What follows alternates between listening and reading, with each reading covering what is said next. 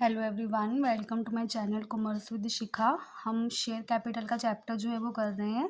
अब इस वीडियो में मैं आपको बताऊंगी कि issue of shares for consideration other than cash. इसका क्या मतलब है कि मैं किसी एसेट को किसी से परचेज करती हूँ, मतलब किसी पर्सन से मैंने कोई एसेट खरीदा या फिर कोई बिजनेस खरीदा, कोई भी चीज़ परचेज करी है, तो उस केस में उसको मैं पेमेंट जो है वो पैसे में नहीं करती। उसके अलावा पैसे भी पेमेंट के करने के अलावा मैं उसको शेयर्स इशू कर देती हूँ, तो उसको बोला जाता है issue of shares for consideration other than cash. Cash की जगह पर शेयर्स इशू किए जा रहे हैं, तो उस टाइम पे ट्रीटमेंट जो है वो किस तरह से होता है, कैसे जर्नल एंट्रीज रिकॉर्ड होती हैं, उसके बारे में इसमें हम समझेंगे। सपोज फॉर एग्ज़ाम्पल, जब जर्नल एंट्रीज जो रिकॉर्ड होती हैं, अगर मैंने कोई एसेट ख़रीदा है तो जो एंट्रीज रिकॉर्ड होंगी फॉर परचेज ऑफ एसेट्स, उस केस में अलग एंट्रीज होती हैं।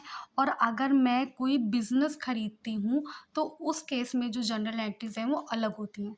तो देखो, अगर मैं एसेट ख़रीदती हूँ तो इधर बताऊँगी, और व्हेन बिजनेस इज परचेज्ड तब कौन सी एंट्रीज जो हैं वो रिकॉर्ड होती हैं, तो हम उनको इस तरफ समझेंगे। देखो ध्यान से। तो पहले ये केस करते हैं। अगर मैंने कोई एसेट खरीदा है तो जर्नल एंट्री जो है वो रिकॉर्ड होगी मेरे पास, जो भी एसेट खरीदा है उसको। सपोज सन्ड्री एसेट, मतलब अगर मैंने मशीन खरीदी है तो मशीन डेबिट, बिल्डिंग खरीदी है तो बिल्डिंग डेबिट। तो sundry asset account debit to vendor account. Vendor कौन है? वेंडर वो पर्सन है जिससे मैंने परचेज करा है। अब यहाँ पे वेंडर आएगा अगर उसका नाम नहीं गिवन है। अगर मुझे गिवन है कि किस पर्सन से या किस कंपनी से मैंने परचेज करी है तो मैं उसका नाम लिखूंगी। सपोज ABC से मैंने खरीदा है तो ABC company limited account.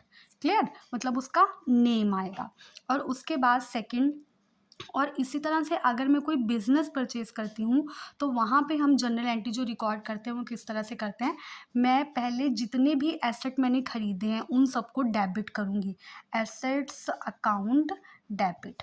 Assets में मतलब कोई भी एसेट्स इंडिविजुअल लिखना है, जैसे मैंने बिल्डिंग खरीदी तो building account debit, furniture account debit, land account debit, मतलब जो जो एसेट मैंने परचेज़ किए हैं उन सबको डेबिट कर देना है। और टू, जितनी भी मैंने लाइबिलिटीज़ परचेज़ की हैं उन सारी लाइबिलिटीज़ को हमें क्रेडिट कर देना है। जितनी भी लाइबिलिटीज़ होंगी, क्रेडिटर्स हैं, to creditors, to bank loan, या फिर जो टू बिल पेबल, जितनी भी लाइबिलिटीज़ होंगी उनको इंडिविजुअल इंडिविजुअल टू करके क्रेडिट कर देना।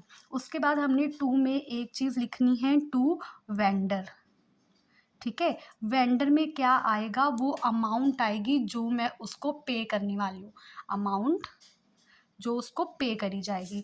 और उसके बाद इसको हमें क्या करना है? एसेट का टोटल और लाइबिलिटी का टोटल प्लस ये चेक करना है कि ये दोनों आपस में मैच हो रहे हैं या नहीं हो रहे हैं।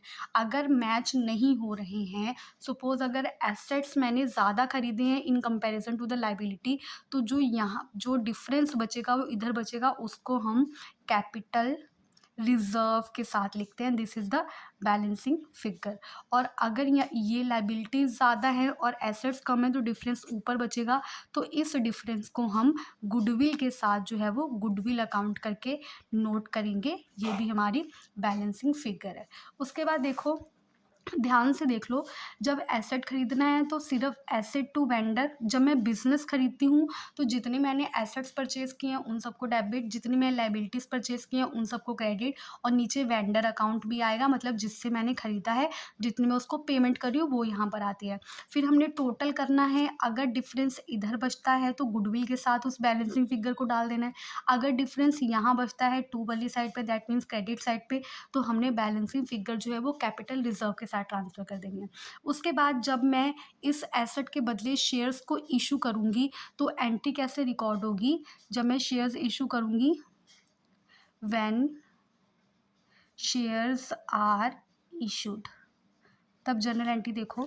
अब शेयर्स भी दो तरीके से इशू हो सकते हैं, या तो मैंने एट पार वाले इशू किए हैं या तो मैंने एट प्रीमियम वाले जो है शेयर्स इशू किए हैं। तो दोनों के केस में जनरल एंट्री जो है वो वेरी करेगी। अगर मैंने एट पार पे इशू किया है तो जनरल एंट्री जो रिकॉर्ड होगी वो रिकॉर्ड होगी vendor debit, vendor account debit to share capital, directly जो है वो हो जाएगा।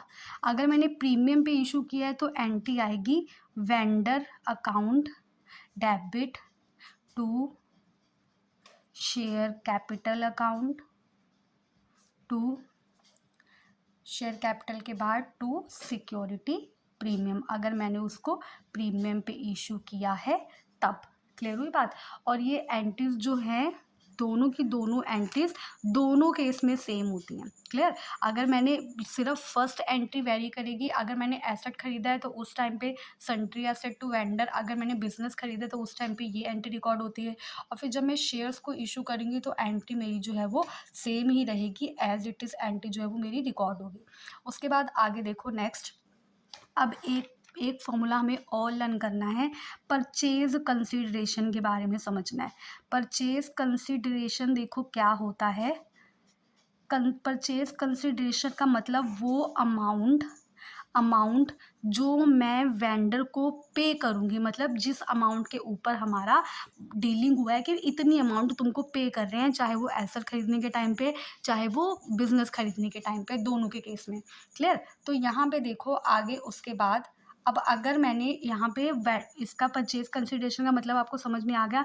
अब यहाँ पे एक फॉर्मूला आता है नंबर ऑफ शेयर्स को कैलकुलेट करने का।